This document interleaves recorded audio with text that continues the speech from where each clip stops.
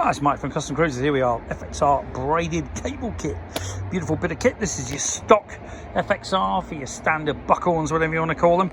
And as you can see, beautifully made. This has got the outer covering.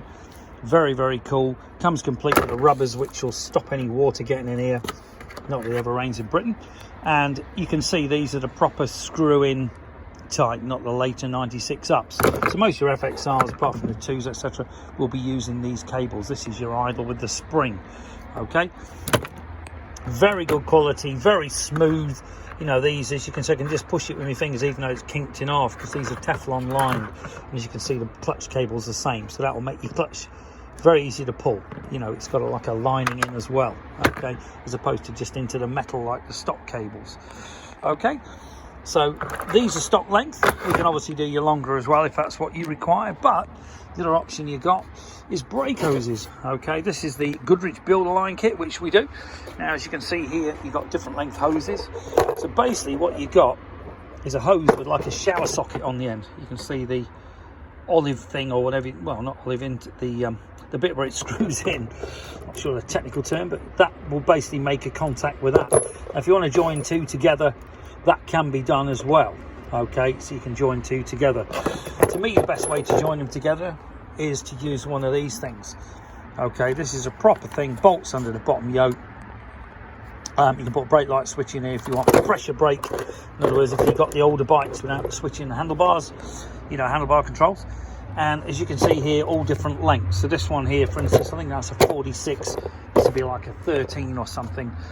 Different ends as well, so you can obviously unscrew that, put in a completely different end, a 90, a 45, or even these. So this would actually screw into a lot of the other systems, which are like a round. Instead of using this, you basically have a round disc under the forks, and then these would screw directly in or back to a stock Harley fitting. Okay, new brake banjos, obviously we do all the washers, etc. Do the Dot 5 silicon. You must use this on the older bikes. Do not use 3, 4 or the 5.1. The 5.1 is not a 5 at all. It's actually going to screw all your seals and everything, all your master cylinder up. Okay, so you do need a 5, not a 5.1. That is not silicon. Okay, that's a warning. I know a lot of people have bought it thinking it's an upgrade on the 5 like I did originally, and it will absolutely screw your Harley seals up if you've got the older bikes pre about 07, and wreck the seals and damage everything. Okay, also available in black.